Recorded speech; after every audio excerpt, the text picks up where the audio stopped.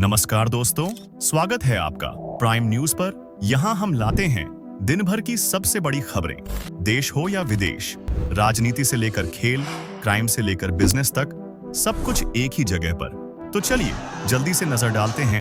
प्रधानमंत्री नरेंद्र मोदी ने 13 से 15 सितंबर 2025 के दौरान असम, मणिपुर, मिजोरम और बिहार में कई मेगा विकास परियोजनाओं का उद्घाटन और शिलान्यास किया है। इन परियोजनाओं में ऊर्जा, रेलवे, एयरपोर्ट, औद्योगिक और कृषि क्षेत्र से जुड़े बड़े कदम शामिल हैं। प्रधानमंत्री ने असम के दरान और गोलाघाट में लगभग 18,000 करोड़ के प्रोजेक्ट्स की शुरुआत की। इसमें Assam bioethanol plant, Numaligarh refinery limited में और पॉलीप्रोपाइलीन प्लांट का शिलान्यास भी हुआ। असम बायोएथेनॉल प्लांट देश में ग्रीन ऊर्जा, स्थानीय कृषि और आर्थिक विकास को बढ़ावा देने के उद्देश्य से शुरू किया गया है। इससे ईंधन आयात पर निर्भरता घटेगी और रोजगार बढ़ेगा। बिहार के पूर्णिया में नवीनतम एयरपोर्ट का उद्घाटन हुआ, जिससे सीमांचल क्षेत्र में हवाई कनेक्टिविटी बढ़ेगी।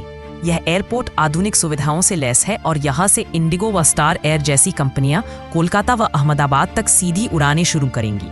प्रधानमंत्री ने बिहार में 36,000 करोड़ से अधिक की विकास योजनाओं का शिलान्यास और उद्घाटन भी किया, जिसमें नई रेलवे लाइन, ट्रेनों को हरी झंडी और राष्ट्रीय मखाना बोर्ड का शुभारंभ शामिल है, जिससे बिहार के किसानों को लाभ मिलेगा। मिजोरम में 9,000 करोड़ से अधिक की परियोजनाएं और मणिपुर में 8,500 करोड़ की योजनाओं का उद्घाटन एवं शिलान्यास हुआ। इसमें नई रेलवे लाइन, रोड, ऊर्जा, शिक्षा और महिला सशक्तिकरण के प्रोजेक्ट्स भी शामिल हैं। GST 2.1 को 22 सितंबर 2025 से लागू कर दिया गया है, जो नवरात्रि के पहले दिन से प्रभावी होगा। इस नए सुधार के तहत टैक्स स्लैब को 3 में सीमित किया गया है: 5%, 18% और 40%।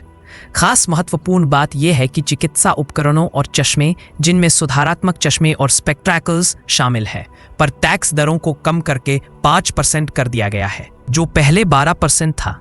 इससे स्वास्थ्य संबंधित उपकरण और सहायक उपकरण सस्ते होंगे और आम लोगों के लिए अधिक किफायती होंगे। इस नई व्यवस्था से thermometer, glucometer, diagnostic kit, medical grade oxygen जैसी जरूरी चीजों पर भी 5% का GST लागू होगा। वहीं चश्मों के गैर सुधारात्मक फैशन वाले मॉडल पर अभी भी 18% टैक्स रहेगा। ये बदलाव आम उपभोक्ता के लिए टैक्स की जटिलताओं को कम करेगा और महंगाई पर नियंत्रण में मदद करेगा। सुप्रीम कोर्ट आज वक्फ संशोधन अधिनियम 2025 पर फैसला सुनाएगा। इस कानून में 3 मुख्य मुद्दे हैं। 1. कोर्ट यह तय करेगा कि क्या पहले से वक्फ घोषित संपत्तियों को अदालतें सूची से हटा नॉन नोटिफाई कर सकती हैं। 2. संशोधन में कहा गया है कि अगर कोई संपत्ति वक्फ है या सरकारी जमीन, इसकी जांच पूरी होने तक उसे वक्फ नहीं माना जाएगा। 3. वक्फ बोर्ड और परिषद के गठन में सिर्फ मुसलमानों को शामिल करने को लेकर सवाल उठे हैं। इस फैसले से वक्फ संपत्तियों के प्रबंधन और विवादों के समाधान में सरकार की भूमिका स्पष्ट होगी और यह कानून संवैधानिक है या नहीं, इस पर फैसला होगा।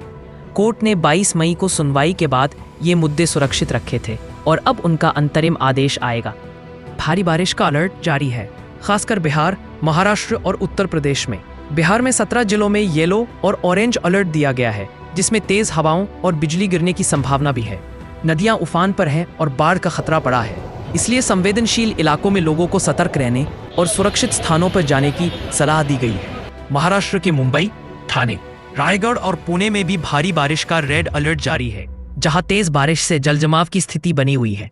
उत्तर प्रदेश के पूर्वी इलाकों में 15 से 19 सितंबर तक झमाझम बारिश का अनुमान है, जिससे मौसम में भारी बदलाव आने की संभावना है। मौसम विभाग ने लोगों से भारी बारिश के दौरान सावधानी बरतने और अचानक तेज हवाओं व बिजली गिरने से बचने की हिदायत दी है। सरकारी स्कूलों में डिजिटल शिक्षा को बढ़ावा देने का मतलब है कि अब स्कूलों में कंप्यूटर, टैबलेट और ऑनलाइन शिक्षा के जरिए पढ़ाई को और बेहतर और आधुनिक बनाया जाएगा। इससे बच्चों को नई तकनीक का इस्तेमाल सीखने का मौका मिलेगा और उन्हें डिजिटल दुनिया के लिए तैयार किया जाएगा।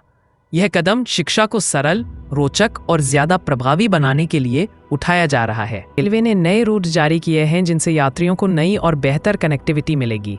साथ ही ट्रेन शेड्यूल में भी बदलाव किए गए हैं, ताकि यात्रा का समय कम हो और सुविधाएं बढ़ें। ये बदलाव यात्रियों की सुविधा और ट्रैवल अनुभव को सहज बनाने के लिए किए गए हैं। उत्तर प्रदेश में आगामी चुनाव की तैयारियां तेजी से चल रही हैं। राजनीतिक पार्टियां मतदाताओं तक अपनी बात पहुंचाने के लिए प्रचार प्रसार में जुटी हैं। चुनाव आयोग भी अब तक की तैयारी, सुरक्षा और व्यवस्था को लेकर सतर्कता बरत रहा है ताकि चुनाव शांतिपूर्ण और निष्पक्ष तरीके से हो सके।